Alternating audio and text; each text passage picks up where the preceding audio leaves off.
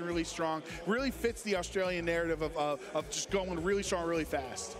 This Koraidon is going to be a little bit more atypical when you see that Terrafire. Of course, you do not want to get burned, and having the opportunity to go for a Terrafire Flare Blitz is just absolutely fantastic. Covert Cloak, you aren't going to get faked out. It's going to be great. And Raging Bolt is a Pokemon I don't think we've necessarily seen the most of today. This one, the Assault Vest, and it does have a little bit of the speed control in that way as well. So even if you do have a couple Pokemon that are a little bit more on that naturally speedier side, Raging Bolt is a fantastic option to furthermore make sure the speed is in your favor. A lot of choice items across the board with the specs on the Golden Ghost, Scarf on the Chi-Yu, and the Band on the Dragonite.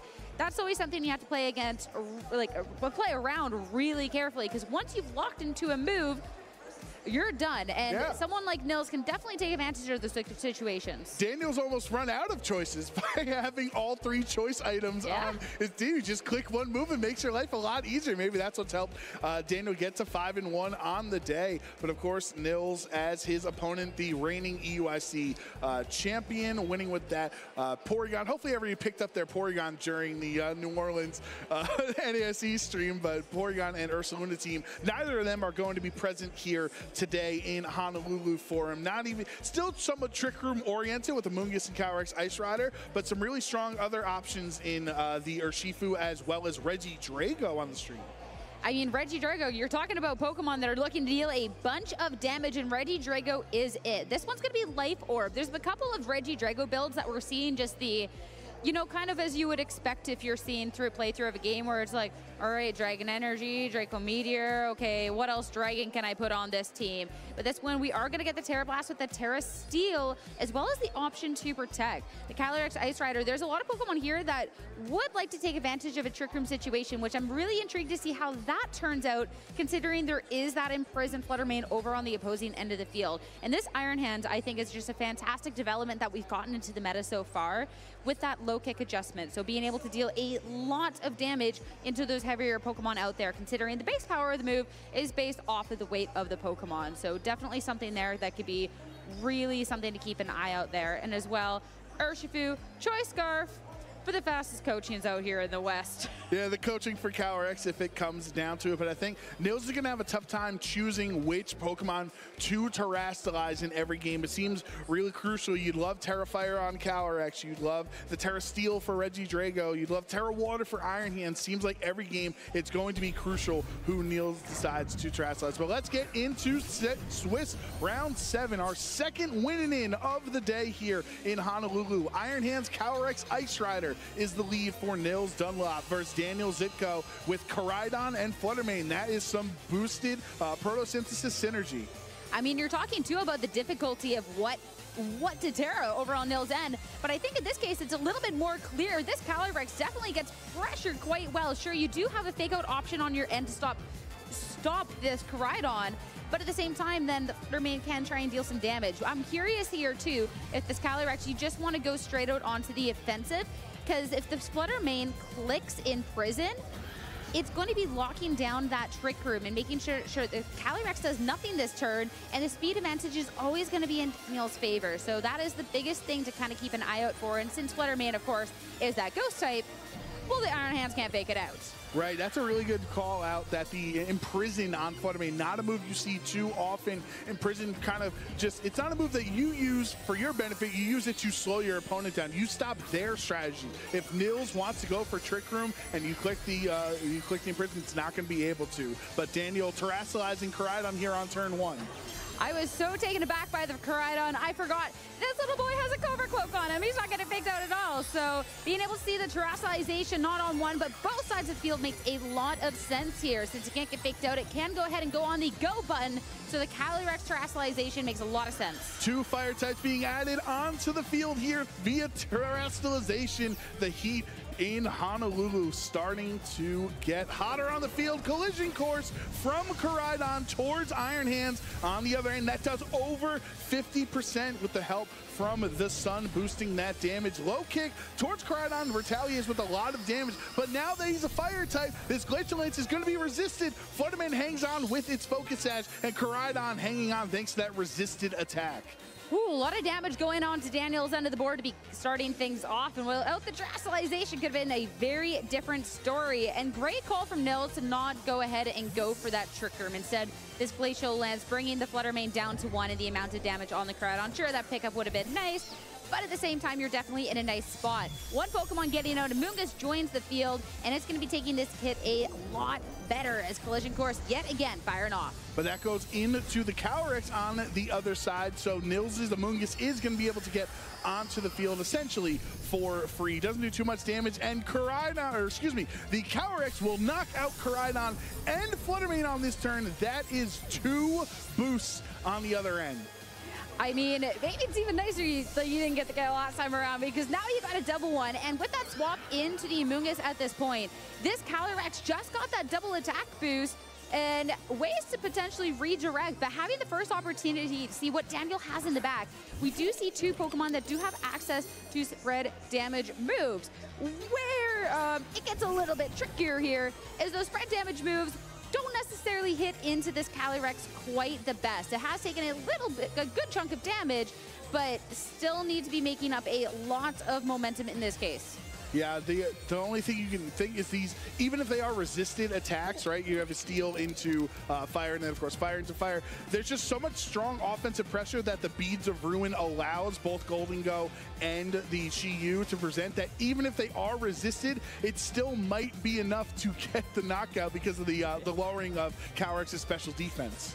They definitely have a lot of momentum to make up at this point, and they also have to remember both of these Pokemon are choice items. Respectfully, the Specs onto the Golden Go and the Scarf onto the Chi-Yu. So once they click a move, they have to go through the rest of the battle with that. So Protect coming out onto this Calyrex, and assuming I guess not the Amoonguss here. The Amoonguss just going for it. Calyrex is going to stay nice and safe behind that Protect, but the Heat Wave a lot into the Amoonguss. Yeah, that is all of Amoonguss' HP getting knocked out. Nils seems not too shaken up about it. Still has the Pokemon advantage on his side, so we'll be able to switch whatever Pokemon he wants onto the field. That Shadow Ball went towards the Protect on Calyrex's end, so Nils knows, hey, I got a Team Sheet available. I know Daniel's Pokemon are choice locked into Heat Wave and Shadow Ball. Now I know what he has to click every turn. And at this point, too, the Amoonguss does go down, but you still have access to that Iron Hands that you can go ahead and just stop that Chi-Yu in its tracks, or you can bring out your 4th and final Pokemon. If it is something like Urshifu, it could have done a lot of damage, but no, instead, it will be the Regidrago making an appearance. So we're talking about something that has the potential of doing a lot of damage to spread damage. That is it, but it would be doing less damage depending on how much it's taken before it gets the opportunity to attack if it does want to eye up something like that Dragon Energy. Right, that Dragon Energy similarly working the way Eruption or Water Spout, if you're familiar how those work. The more HP you have, the more damage it does, and Regidrago does absolutely output a lot of damage with that Life Orb Dragon Energy, but you would be resisting Heat Wave, so it's not like Heat Wave would be doing too much damage affecting your Dragon Energy at first. Calyrex hangs on as a Fire type. That's resisted. Golden Go goes for the Shadow Ball into Calyrex for the KO. Doesn't want any of those +2 attacks to hit the field. So now Nils is down to his final 2 Pokemon, and it's up to what Regidrago has locked in this turn. It's a Draco Meteor connecting onto Chi-Yu, and that's a 1-hit KO. Chi-Yu is gone and down for the count, and Daniel, only 1 Pokemon remaining. It is going to be the Golden Go, and it is locked into at Shadow Ball. Iron Hands rejoins in. Nils does have that 2-1. Iron Hands has taken a lot of damage at this point, though. Yeah, Iron Hands on the field, can't go for the Fake Out like you mentioned. The Golden Go does have Terra Normal, so that could be a factor in future games since he's already used the Terra, so that's something to look forward to in a potential Game 2 and Game 3. But you know that this Golden Go is locked in to Shadow Ball, kind of, you know it's going to be a lot of strong damage output that the Golden Go can go for. Iron Hands hangs on, though. It's not enough for the knockout. Wild Charge into Golden Go, bringing it down to half HP, and that's going to be recoil damage as well, meaning Iron Hands knocks itself out. This Regidrago is -2 special attack into a Steel type. Golden Go hangs on. Now Regidrago's -4 and always has a chance of missing the Draco anyway. This got a lot closer. Yeah, this Golden Go, I mean, since it's going for the Shadow Balls and it is choice specs, this is a lot of damage fired back, and this Reggie Drago's taken so much. And Daniel to take the first game of the first match. What an incredible way to kick this off. Daniel effectively 2v4ing that match because of how rough the first couple of turns went, as they were very clearly in Neil's favor. But the power of choice-based items, you lose your flexibility, Sierra, but your damage output, it just becomes massively strong. And by not letting the Calyrex get an attack off, remember, it gets 2 boosts to its attack, then it protects, then it gets knocked out by Shadow Ball. It never actually got to take advantage of that as one ability. I mean, I'm even looking back at the one turn where there was the protect over onto the Calyrex and the Amoonguss, which was something that could be redirecting a Shadow Ball. All of a sudden, it just goes for an attack on that turn, and it gets KO before it even gets the opportunity to do anything because of this heat wave. But it's still then a tough situation. The Calyrex stays around that, but then the final Pokemon you had in the back, unable to quite make that momentum. And yeah, these were 2 Pokemon that Daniel right away was forced to be the only 2 things. But I'm looking at that Regidrago, and I don't know if that was necessarily the proper last one to bring into this. Sure, you dealt a lot of damage with the Draco Meteor the first time around. I can't say that about the other time. Yeah, definitely not into a steel type at -2. But the choice scarf on Chi-Yu is just making it so difficult because there are so many Pokemon in similar speed tiers that it makes the Chi-Yu faster than Regidrago. It makes it faster than some of the other Pokemon Nils might have. And of course, you're naturally lowering the opponent's special defense on the field thanks to the Beads of Ruin ability. So I think Nils might have kept the Regidrago in the back as kind of that check, because you know Draco Meteor is always going to be able to one-hit KO, but the choice scarf just meant that the Chi-Yu was getting so much damage off.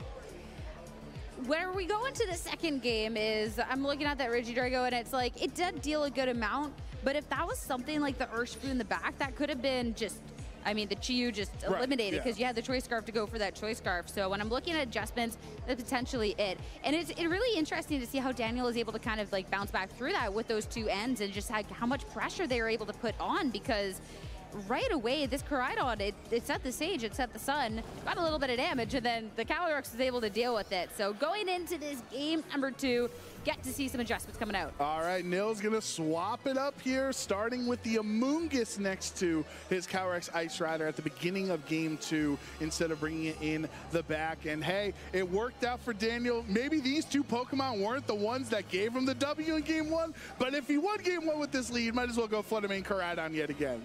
I feel like this is really important as well, because at the same time, this Fluttermane, you had that in prison to make sure the Calyrex isn't getting the speed dimension that it wants, is it can't click that Trick Room if you're able to be shutting that down. So being able to right away, yet again, okay, well, your Fluttermane, you can't go for an attack essentially on this turn because you're forced to imprison while I go ahead and fire off a Glacial Lance, is absolutely massive. And since you do have the Amoonguss next to the Calyrex, the Koraidon, if you do want to be firing off a Collision Course, it won't necessarily do the most. You do have the opportunity, of course, to go for that Flare Blitz, but the Amoonguss on the opposing end can try and just Terastallize out of that weakness.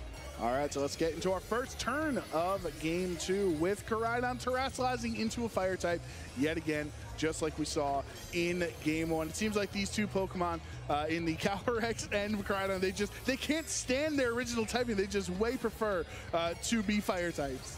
It's like the one you see, it's like anything you can do, I can do better. You're a Terrifier? Oh, I can do that too.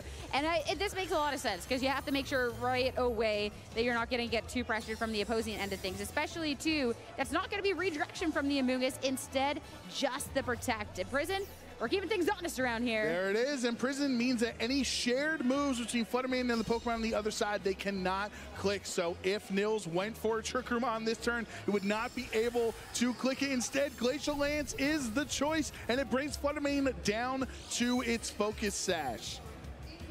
So now you know that this Koraidon, yeah, you've gotten the Terra out, and the Flare Blitz pleasure is very real into the Amoonguss. It will not appreciate a Terra Fire Sun boosted Flare Blitz whatsoever, but a decent amount of damage into it, and the Flutter Mane just being on a sliver of health puts a lot of pressure on, but this is where we get a little adjustment and no redirection. No rage powder, exactly. So Amoonguss is up to some tricks, but will the Koraidon let it go for anything? That's a Sun boosted Flare Blitz, and Amoonguss is down. One hit KO. 2 games in a row where Nils has gotten hardly any value out of the mushroom. Roasted mushrooms for dinner over here. That Amoonguss is absolutely done for. Another round of Glacial Lance, since you didn't take the most amount, and that is again going to be a double KO. So you lose one, but I think this is a pretty decent trade. This is where it did get tricky last time with that trade, considering the back. But since your Amoonguss does get fainted this turn, you can now bring out a supportive Pokemon to try and deal with what you have to assume is that Chi-Yu in the Golden Go. Yeah, Chilling Neigh boosting its attack by 2 stages on Nils' end, just like we saw in Game 1. So if Calyrex is ever able to actually successfully land an attack, it's going to be massive amounts of damage output. But because it's such a slow Pokemon, and Daniel, we saw in Game 1, those really fast, hard-hitting Pokemon in the back didn't really allow Calyrex to get any attacks. Well, that's the thing about the Calyrex. When you weren't able to get that Trick Room to get the situation that you wanted, sure, you go out on the offense, but if you're not making it to your point in the turn to be able to fire off with that +2 boost you got, what's it really going to be doing for you? But this is where I'm curious if we get to see an adjustment coming out from Nils, because last time that we saw, it was the Iron Hands and then the Regidrago that he had in the back. And an adjustment into everything else could be really good, and the Urshifu is the one I wanted to see. So this one, sure, at this point, your Surging Strikes aren't necessarily doing the most, but a close combat into that Chi-Yu could be devastating. Oh, we actually see on Daniel's end, we have the benefit of his perspective with Power Gem as one of Golden Go's choice specs, choice locked attacks that would be super effective into this Calyrex. So you wonder if Nils is going to anticipate that, smartly protecting on this turn, knowing that Daniel has to lock both of his attacks from his 2 Pokemon here, so you can't just see what they lock in. The Dark Pulse does not get the flinch. Daniel going for it. Close combat for the 1-hit KO. In response, this Chi-Yu can no longer create any shenanigans for the rest of this game. No more Beads of Ruin either. Some fish to go with that side of Mushroom, I guess, and now Golden Goat will be the lock into the Power Gem, hitting into the Protect.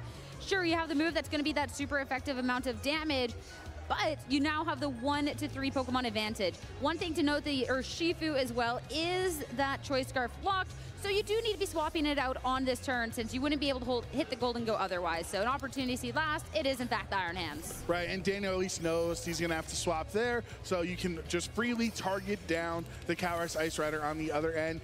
Important to know that without the Beads of Ruin on the field, that is not enough for the knockout. So Golden Go goes down, and it looks scary for Nils at the start, but I don't know how this matchup is turning out. We are somehow in a Game 3 where I felt like the winners of Game 1 and Game 2 could have been opposite. We'd still be in the same spot.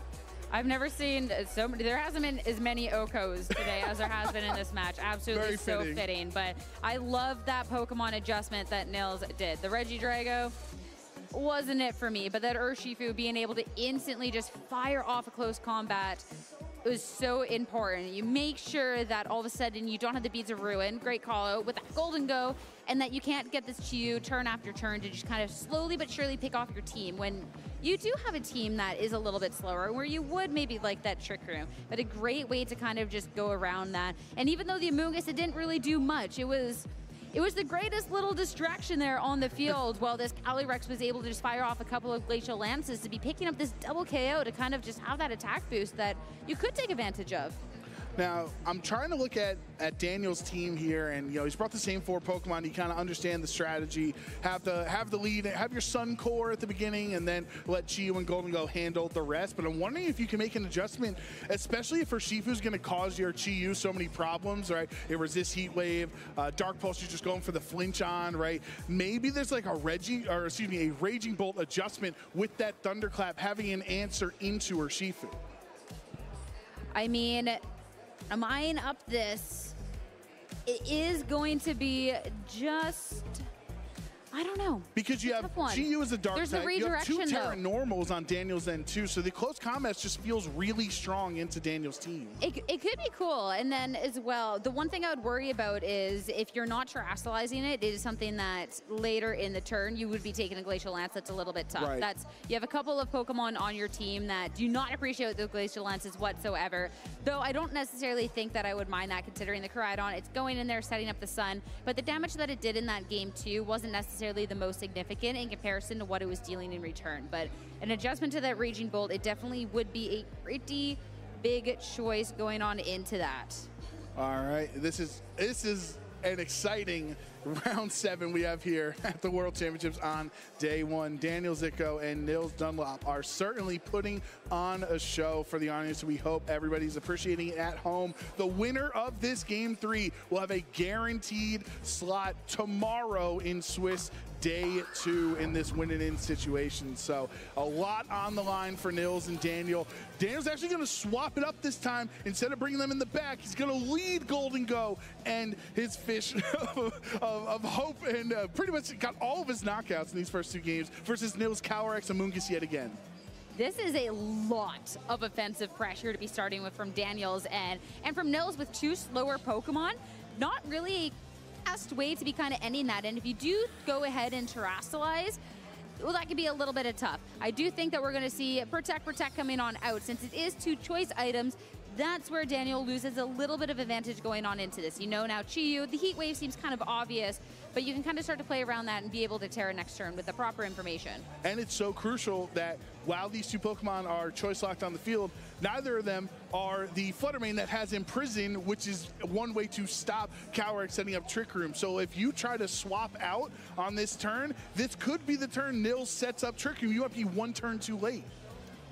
Yeah, and if you're all of a sudden getting dimensions in your favor, that could be huge. At this point, there hasn't been Sun, so the Chiyu damage with that Heat Wave is going to be smaller, and since it is the choice Scarf as opposed to the choice Specs, that's a little bit less of the damage capabilities. And the Amoonguss on the other end, the sea. One of them's going to be terrestrializing. You don't want to leave the Calyrex out to dry, so we will see that one go ahead and lock it in, not wanting to take the super effective from that Heat Wave. I'm eyeing up whether the Amoonguss makes it on through, because if the Amoonguss can't redirect that secondary hit from the Golden Go, this can get dangerous. All right, so Amoonguss is going to be able to redirect the single target. Heat Wave, Calyrex avoids, that's not the crucial one. Amoonguss hangs on with no Sun. Amoonguss is able to survive the turn. It will get burned, so it's going to take more damage, but Golden Go's Power Gem goes into the Amoonguss instead.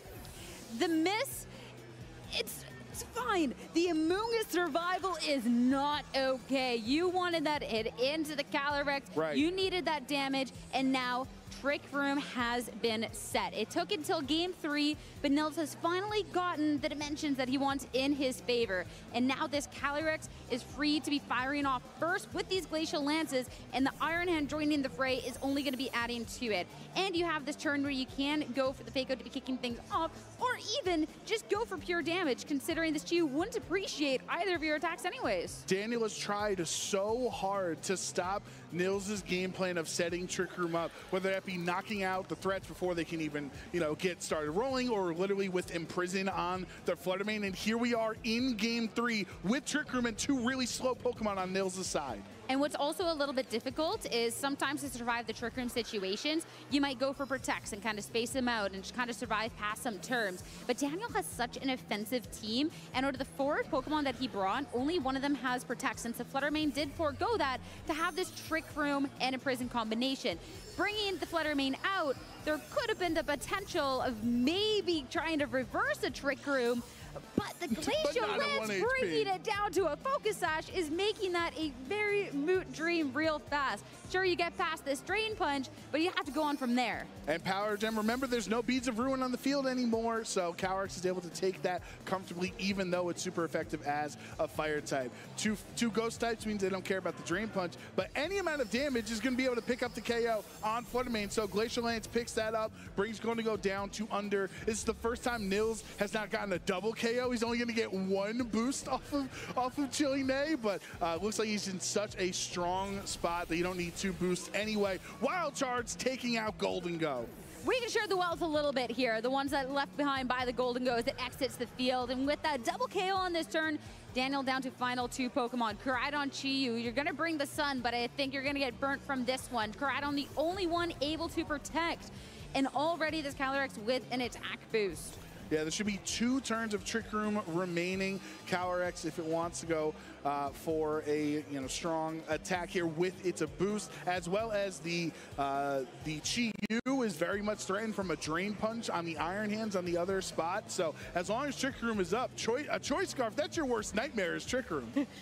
And you haven't used Terastallization for Daniel, but I feel like we have to see the same situation that we've gotten to see in the other matches, to where it's spent onto this Koraidon, because again, you're staring down this Calyrex Ice Rider on the other end, and that does not look great. So here's going to make it official, get it this beautiful little crown above the Koraidon's head. Yeah, anyway, the Chi-Yu's Terra type is grass anyway, so it doesn't help you against the Glacial Lance. Nah. Calyrex Ice Rider on the other end, so Daniel going 3 for 3, Terra Fire Koraidon in this series. Chi-Yu takes a lot of damage. The follow-up hit from Drain Punch is going to be more than enough for Nils to get that KO, bringing Iron Hands back up effectively to a full HP. And it's just the Koraidon versus the rest of Nils' team here in Game 3. Sun boosted Terra Fire on the other end, but this Calyrex is going to be able to go down, but the question is, what is that last Pokemon on Nils' side? And if this Koraidon can do enough, because you are still staring down this Iron Hand that can deal a really good amount of damage back with something like that low kick. The Urshifu is going to be the fourth and final Pokemon in this equation. It is the Choice Scarf, so again, we talk about maybe the Scarf isn't the greatest thing in these Trick Room situations, but both of these Pokemon are at full health, and even if you're able to take on one, you're going to get hit hard by the other. You live past the first hit, though. Yeah, he gets to hang on through the low kick, collision course into Nils' Urshifu. Not enough for the knockout there, and Urshifu takes the glory in the last turn of the game. Here in round 7, our EUIC champion Nils Dunlop will continue his run tomorrow in day 2 of Honolulu. Daniel might have set up the sun, but it's only shining on Nils after that set. Such a strong Game 3 performance to secure his spot in day 2. I mean, you saw an aggressive start coming out from Daniel, and sometimes, you just gotta go for it. You saw how much pressure those 2 Pokemon can put, but unfortunately, that Trick Room came back to bite you. Right, I think it's so crucial when you see it's not just what your opponent's win conditions are, but what you're able to do. And if you have Pokemon that are super fast and they're also locked into one attack, it's so detrimental when your opponent can play flexibly and twist the dimensions and find multiple avenues to victory, where it seems Daniel's team is very much more connected to the same road of victory than potentially Nils' is. I mean, for Daniel, there's still another opportunity to win a match and try and make his way into day 2. And I love to see the smiles from both of our competitors on the stage, even a little chair spin as well coming up from Daniel. And I mean, that's what it is about. That's that spirit. So best of luck to Daniel in that next one, because this team definitely, I mean, you saw I made quick work in that first game. Like, that was a lot of damage. Yeah, poor Amogus just being absolutely destroyed every single game, but crucially hanging on through the heat wave there so that the Power Gem was able to target it down instead of Calyrex. Now that Trick Room is up, Nils, that was a strategy. Get Trick Room up with Calyrex Ice Rider in a good position, and you got to give credit to Daniel for swapping up the strategy instead of just committing to the same 4 in the same order. All 3 games, he decided to lead Golden Go Chi-Yu instead. So I love trying to catch your opponent off guard, but Nils was ready for it.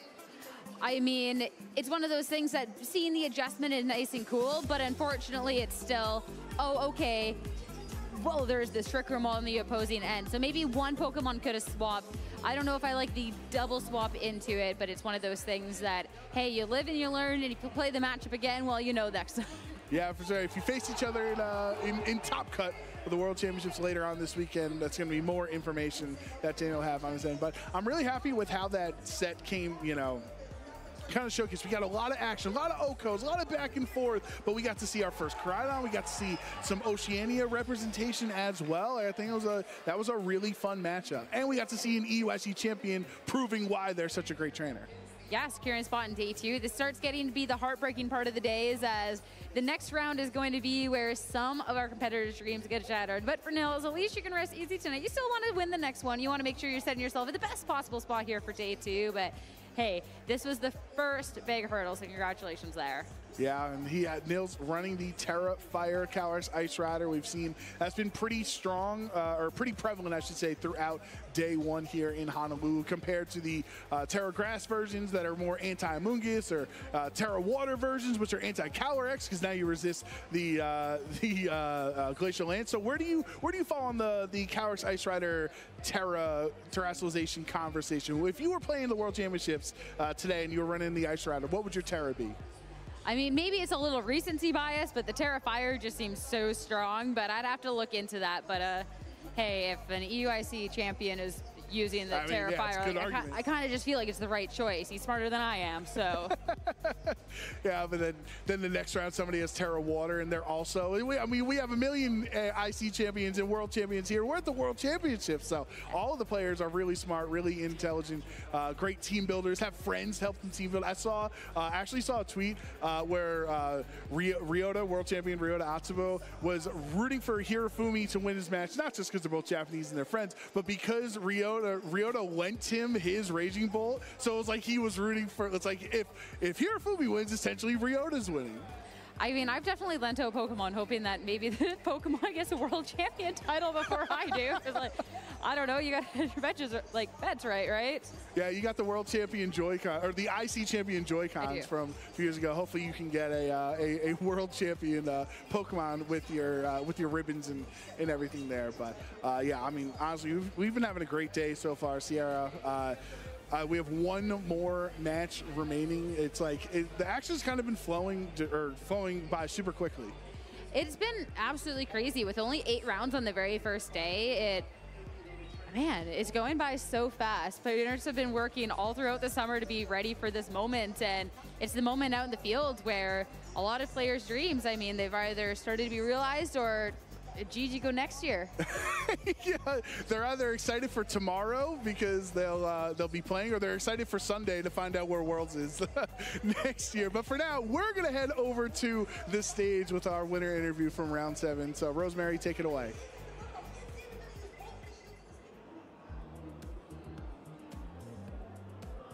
Be playing tomorrow. That is Nils Dunlop. Congratulations, you have secured a spot to play in day 2 tomorrow. How does that feel after the season you've had so far? It feels crazy.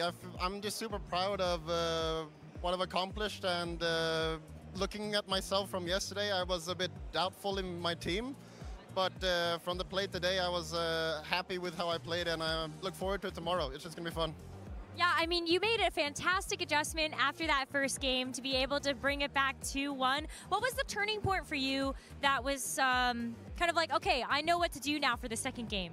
I knew with his team, which is very offensive and forces me to not play Trick Room, I had to be smart with like what pieces I gave him and what damage I got. So I sort of had to be smart in what like for example, game 2, the protect play on Amoonguss, being able to get every sliver of damage on him matters, and needing that end game because Golden Goo Chi-Yu wasn't really what I expected in like the end game. So then I adjusted and I found a way to handle that essentially. Yeah, I mean, I think it was after we ended up seeing the Regidrago come in, maybe a little lackluster for you, but you spotted it immediately. And then you ended up making the transition to the Urshifu for that second game. Were you feeling a bit more confident with the Urshifu in the back? Yeah, I wanted to give like Regidrago a bit of a show because he's been amazing this weekend. And but I felt that with his Golden Goo Chi-Yu, Regidrago couldn't really do that much. So I felt Urshifu would be able to counter his Chi-Yu, which then would allow Hans to beat Golden Goo, essentially. Awesome. Well, that ended up getting you the set 2-1, but as we take a look maybe to your preparation for this event, we were getting a chance to, you just told me maybe a little bit nervous after the first couple of days before the event. And so kind of walk me through a bit of your process on how you team built for Worlds. I think this year it was a bit difficult, I felt like, because it was very hard to find a team that was good into Chi-Yu, like, Calyrex G and Calyrex Ice. but also not losing to Maridon, which was very hard, and I think I managed to find some type of balance. I had originally played a lot with like Maridon, but I just felt that it couldn't beat Incinrilla Cali G, so I moved over to Cali Ice, which I felt has been very nice. I mean, I just want to give the viewers at home a little bit of context to some of your 2024 accomplishments. Not only are you the European International Champion for this year, which is so exciting, you're able to bring it home for Europe, but you've also been an incredible team builder. I think very few players can say that they've played with multiple different teams or archetypes this season, and you got a top 8 at Stockholm with Terrapagos and a top 64 at North American International Championships not too long ago with the Maridon you said you had a lot of practice with. So what's been fun for you for this season? Is it been playing around with all these different teams? I can say that essentially why I had Reddy Drago on this team was in the Stockholm tournament. I felt that my restricted was essentially Reddy Drago. In some games I didn't even bring Terrapagos and he swept, which then I sort of knew that, okay, I want Reddy Drago on the Worlds team, and it's been hard to sort of make it work, but I felt it could actually work on like a Trick Room team. And I mean, it's worked out so far, so I feel it's pretty good. I know. I'm hoping we get a chance to see a little bit more of the Reggie Drago tomorrow, but we know that you have that to look forward to, as well as one more round of Swiss today. So we're going to go ahead and let you get ready for that. But before we do that, any shout-outs you'd like to make to the people supporting you? I would like to shout out to my mom and my brother that's here and supporting me as always. And then as well, just my friends back at Sweden and all over the world. I just super appreciate you. And I hope I did a reasonable show, and hope to see you guys tomorrow then. That'll be amazing. Thank you so much, Nils, for your time. Congratulations again. Best of luck for your last round. And viewers at home, we will be right back with all of the Pokemon action, so don't go anywhere.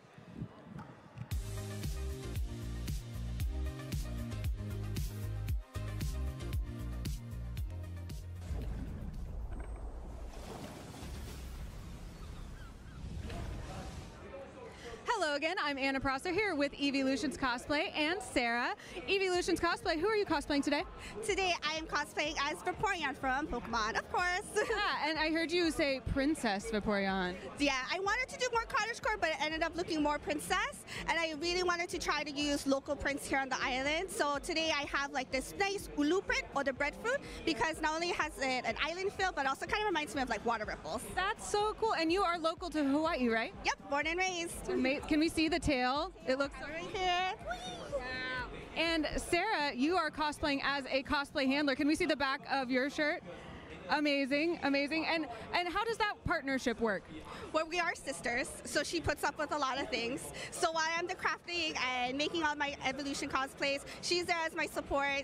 I wouldn't be able to do this without her, not only behind the scenes, but when we're at conventions and events like this. Do you go to a lot of conventions and events? Oh yes, since coming back from lockdown, we've had so many conventions and events. I've been able to do more cosplays and continue to do all the Evolution cosplays that I love. Is it fun to be here with people that definitely recognize what you're cosplaying in a dress like this? Oh my gosh, this experience is out of this world. Being my first Worlds here, seeing the love of Pokemon, and being able to see the children being happy to see me, seeing adults, it's just wonderful. That's so cool. And what made you choose Evolutions as your main focus for cosplay?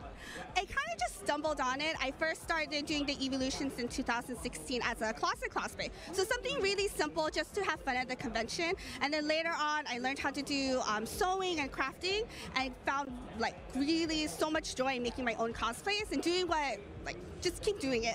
Absolutely. I mean, you know, Eevee is my favorite, so I think that's a great theme. Thank you so much for taking the time to chat with us today. Yeah, thank you so much. And thanks, Sarah. And now back to the Pokemon World Championship.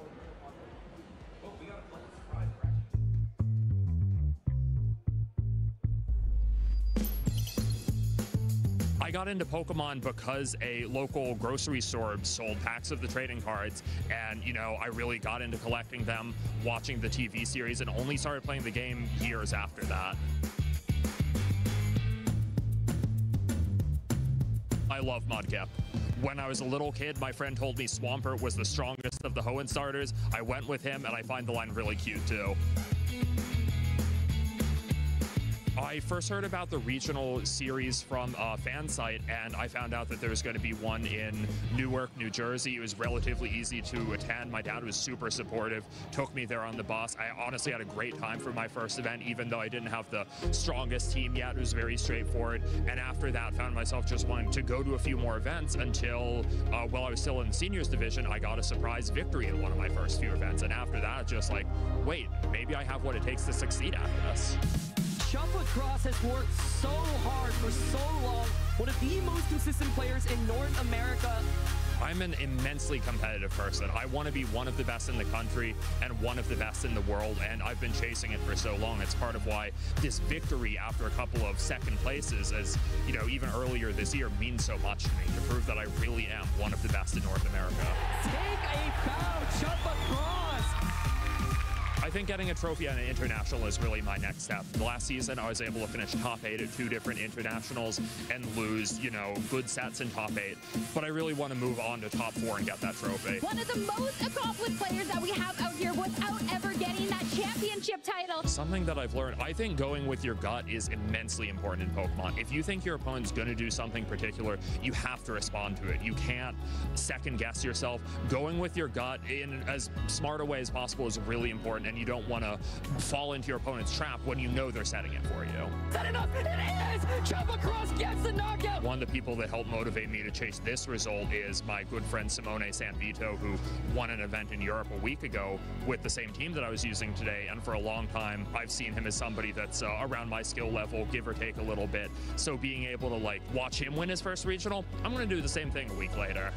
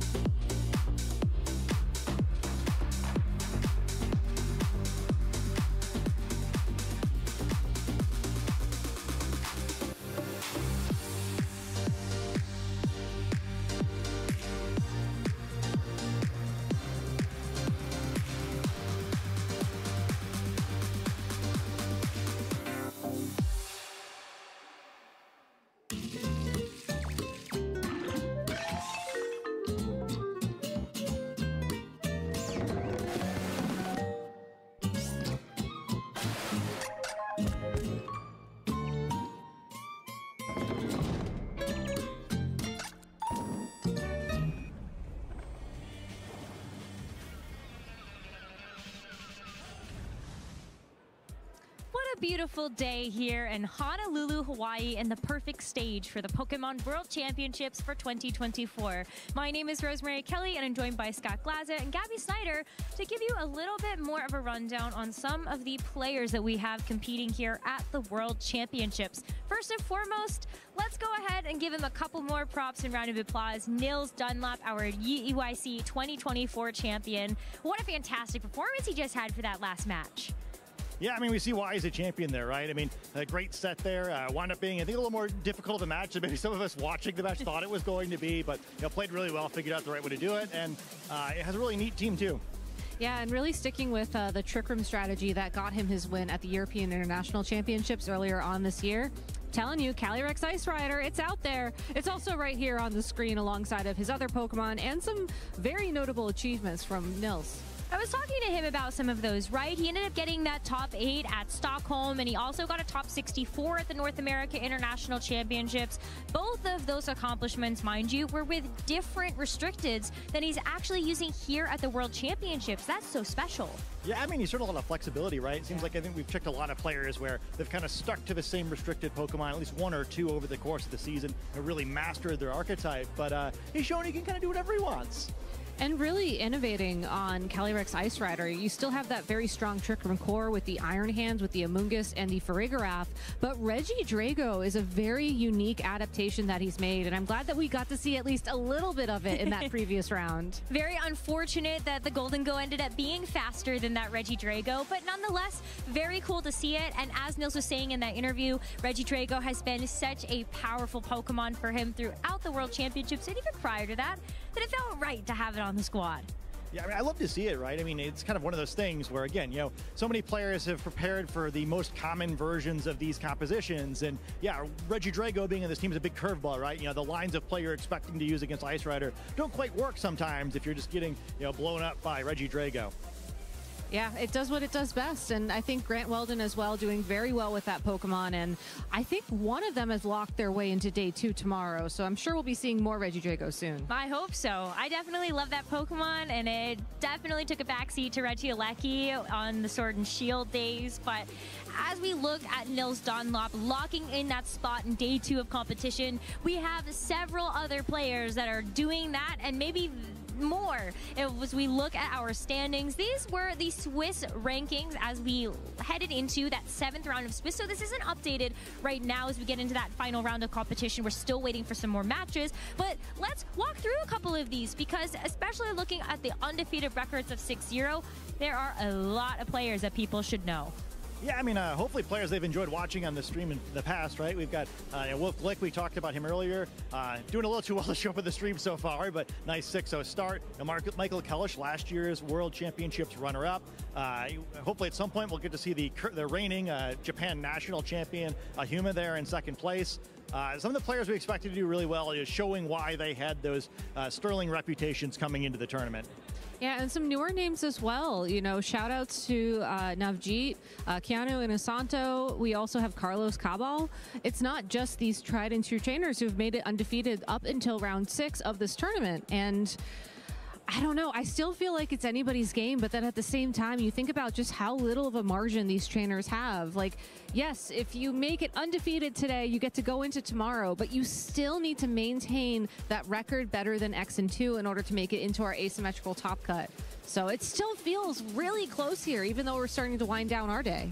But if you do have an undefeated record, then you have a very, very good shot of being able to maintain that and then some. We only have 3 more rounds of Swiss tomorrow, so we'll have to take another look at how all of these trainers are doing as we enter into that final round of Swiss for today. But what about some of the other players that are jumping out to you on this graphic? For me, we got a chance to see Eric Rios a little bit earlier on. He has maintained that undefeated record. And another player that I look at as very creative and also very flexible when it comes down to the types of teams that he can run.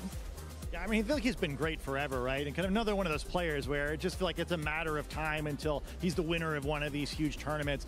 Super fun to watch. And I always appreciate those players, too, where it just seems like you kind of pencil them in for the top 32 or so. He's on pace to do that once again. Absolutely. I can't wait to see how the rest of them are going to do. But, you know, you viewers at home, we have loved having you as a part of the stream so far. And I hope you've been enjoying these wonderful rewards, because we do have some available for you for all of the games that you're tuning into. But my personal favorite is the drop for the video game. You can celebrate the 2024 Pokemon World Championships with us by getting Tomoya Ogawa, the 2023 World Champion in the Seniors Division, his Sylveon that he was able to win that with. I love these distributions so much. They come in a Cherish Ball, which is a Pokeball that you normally cannot obtain. They're usually competitively trained, like the trainer used for the tournament itself. And you really don't have to do much to redeem them, which is the best possible part. And I don't know about you, Rose, but I have been looking at Sylveon a little bit for the year up ahead. And I think this is a great way to jumpstart your season and get a powerful Pokemon for Regulation H. Oh, you bet I have. I was even using Sylveon when Sylveon wasn't very good. Listen, I am ready for the world where Sylveon is one of the best Pokemon in the game. So definitely get your hands on this one. This one was particularly special because, as you can see from the code that it has, Sleep Talk Worlds, this Sylveon did have Sleep Talk as a part of its moveset, alongside Hyper Voice, Hyper Beam, and of course, just rounding out that moveset. Yeah, kind of like a weird theme in both directions, right? Very hyper, but also very sleepy. Like me sometimes. I was going to say, both of those. That's me after a few coffees, honestly. So, yeah, so I think we're definitely still on the hype train, though, as we get towards the end of our day. But, okay, can we talk about Sylveon just a little bit longer? Please, please, please, please, please, please. I got to talk about the Sylveon Regulation H. That is going to be the next format. Gas her up. Please, please gas her up. Well, I know you can soon get a Sylveon plush on the Pokemon Center, trying to tie this all together. The Gen 6 Sitting Cuties are going to be released soon. You can sign up for email updates if you scan that QR code there. I have not determined, scientifically speaking, if there is an advantage to having a Sylveon there with you as your partner Pokemon. It is. When you're competing. It is scientifically proven that it is an advantage to have a Sylveon sitting next to you. So there you go. If you want to be just a little bit extra lucky, I guess, question mark. Hit those hyper beams, baby. Maybe it can help you read the emails. I don't know. I mean, you never know. Sylveon can be your daily life helper. I like that. I do that in my general life. But no, I'm so excited. I think that, looking just at the distribution, really hope you guys are able to grab it and train up your own Sylveon for competitive play next season. Can somebody remind me to actually grab it before the end of the weekend? Me too. Because I always forget. Yeah, I was going to ask both of you to remind me. And now I'm realizing why none of us ever get these Pokemon. Yeah, I missed out on a couple of years. So please don't let us forget. I will be very sad and very disappointed in myself if I don't get the Sylveon myself. But I did use that team for actually after the World Championships. I did play competitively with this team. It was very, very cool balance core, not just with the Sylveon. Lou would have me if I didn't mention the Gastrodon also on the team. But there were some other really key pieces to that as well. Hisuian, Arcanine, I missed that Pokemon. The Zapdos as well. Very cool to round it out. Yeah, I thought it was really cool, right? It's kind of like the best of the Pokemon World Championships, where I was like, almost all of the Pokemon on that team were not quite what we were expecting to do well, but it was really clever. They played really well together, and yeah, kind of another one of those teams that I think everyone competing just would love to create something like that and get their own Pokemon distribution. Yeah, and if you think about it with Regulation H around the corner as well, I mean, Hisuian and Arcanine probably going to come back into favor. Sylveon, we've already discussed. Gastrodon clearly isn't going anywhere, question mark. So I think we're building a good team here. I think we got to revisit Tomoyo's match from last year and take some notes. I do have a question for you guys, though. Speaking of Pokemon distributions, we had a lot of them over the last couple of years. What is your bucket list item for a competitive Pokemon you feel like would be a really great distribution, or kind of on your checklist of that one? I want that one. You said competitive, and then I lost my answer. I'm sorry. It's okay. I know you want Bidoof to happen, Gabby. I know. I could trade you one in Pokemon Go. I'm going to take you up on that. But honestly, I would love to see a Pokemon that has done consistently well throughout the tournaments that hasn't gotten a distribution yet, because I feel like it's always the elephant in the room. There's some great synergy there with the coloring of the Cherish Ball and the Pokemon. It's a fire type Pokemon. I know. Chew. Actually, yes, I would also love to see a Chi-Yu distribution and or Shifu while we're at that. But I do think that Incineroar has earned its time in the sun. I think that this would also discourage people from running shiny Incineroar, and I think that is a boon to humanity. Yeah, I wasn't with you until that last point, and I think I've been convinced. I guess for me, I'm picky, I think is the polite word for the match between my Pokemon and the coloring of the Pokeball that they are contained in. I'm so picky. And I think for me, I want the Cherish Ball for Pokemon that I don't think there's a match I like. I think one Pokemon we saw today were I guess Heavy Ball's okay. But I want a Gotti to go all the way and get me the Iron Treads Cherish Ball distribution. Oh. It sort of matches its goofy LED face. It's perfect. I like that, actually. That would be really sick. And it curls up in a ball after it gets knocked out. That's just sad, though. It powers down. It's curls like up. us sometimes. Actually, yeah. Yeah. It never gets defeated, though. It just wins heroically. Gets back up again. Right? Yeah. What about you? What would be your ideal distribution that's not Sylveon? Because we have that now. Man. You stole my answer. I steal yours. Okay. For me, actually, I'm trying to think of the red theme, right? So actual serious answer, Chi-Yu, I thought would be very, very good. But maybe I speak for the people here. Somebody do well with Blood Moon or Saluna, please. That would also be very, very good. I like Blood Moon or Saluna. Yeah, I'm always happy to get more. And it's kind of matches the Blood Moon part of it. That's what I mean, right? Because the Cherish Ball looks like the Blood Moon. I don't know. It's aesthetically very pleasing. What else? The shiny Zamazenta would actually look pretty good in a Cherish Ball. That exists. You just have to go back in time a few years. I've got that in my Pokemon home right now. That one. So I don't know. Can someone in the audience please find Rose the Zamazenta? I will say, though, there is a Pokemon museum here on site at the World Championships. How cool would it be if you could go up there with your 3DS or with your Game Boy and just actually download some of the distributions from past events? That is a free idea. That is a good free idea. Please think about this. I'm asking nicely. And then you could get your shiny Zamazenta and everything's fine. I would be so happy. Lou could get one of the 8 Gastrodon that we've done. Yeah. It's wild to me that Gastrodon has been distributed that many times. It's a great Pokemon. It is a great Pokemon. It has been distributed a lot. Yeah, I think I can make a whole team, actually, out of all of the Gastrodons. All the Gastrodon, they go to an epic battle with all the Arcanine?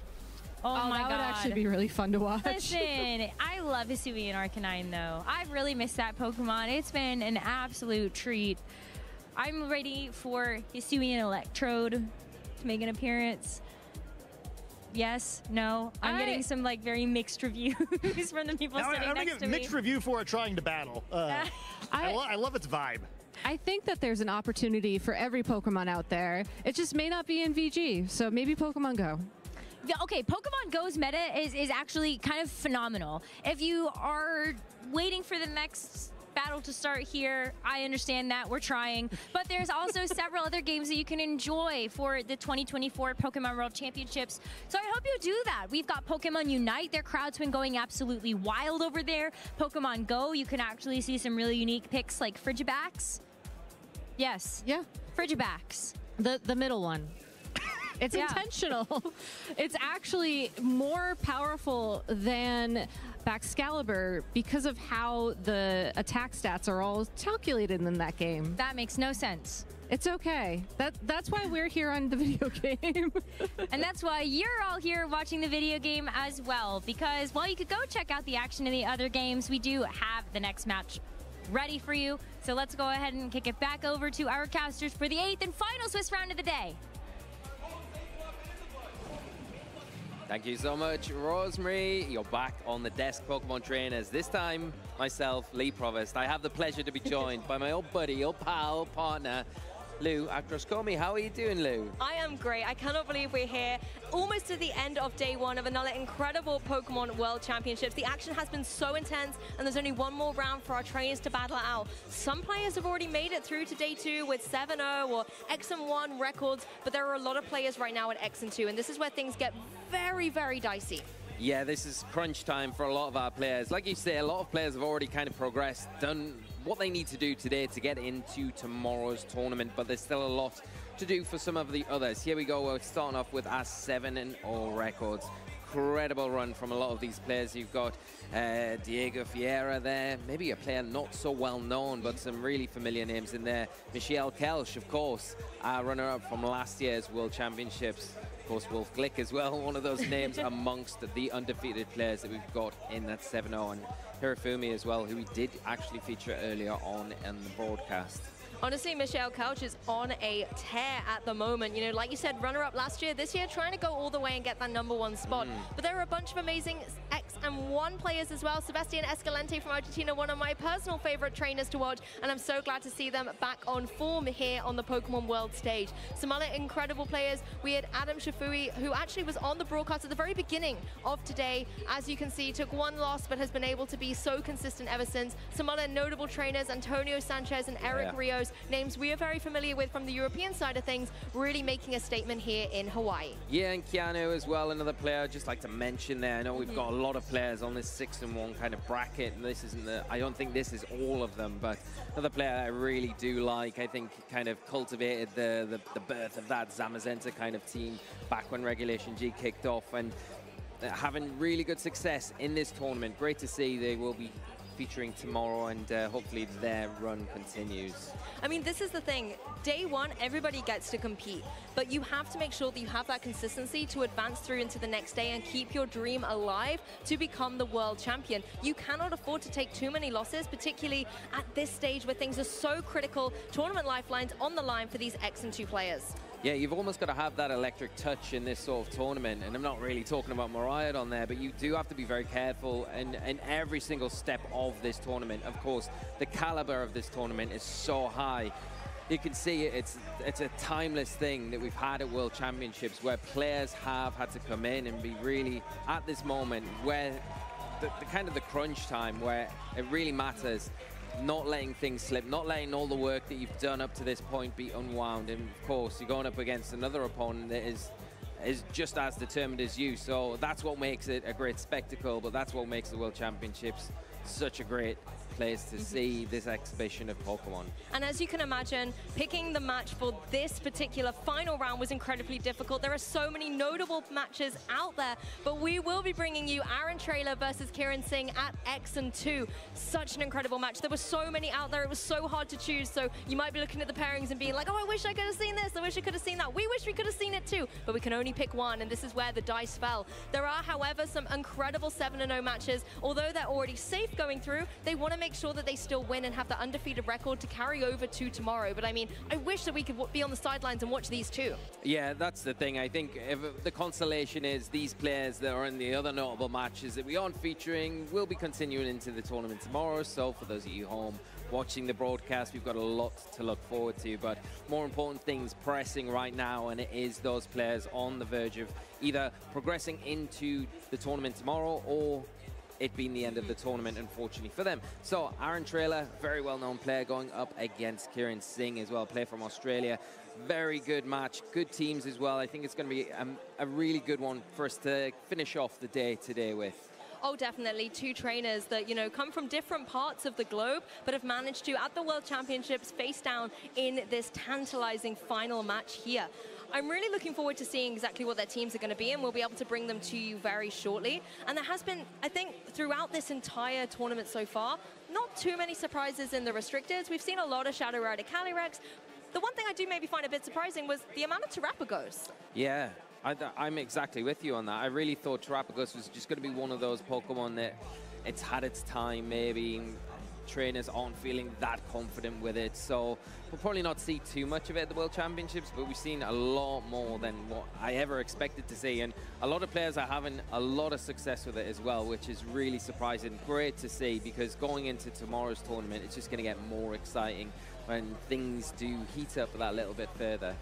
I mean, as well, the supportive Pokemon that are coming through. I've seen a lot of Ogerpon running around. And if I think back to kind of Regulation E, back to December when it was released, that's when, you know, everyone was like, I want an Ogerpon on my team. And it was all about the Wellspring Mask and the half-flame form.